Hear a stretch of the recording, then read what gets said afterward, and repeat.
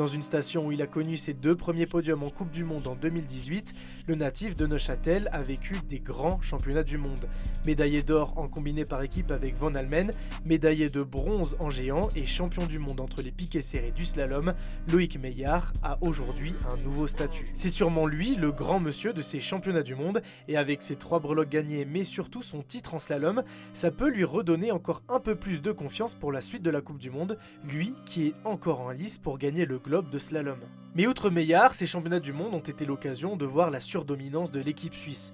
13 médailles dont 5 en or et surtout un triplé historique lors du combiné par équipe masculin. Oui, cette quinzaine était rouge et blanche. Une équipe surpuissante, mais surtout une vraie équipe, à l'image de la célébration du titre de Van Almen, où tous les Helvètes se sont rasé le crâne.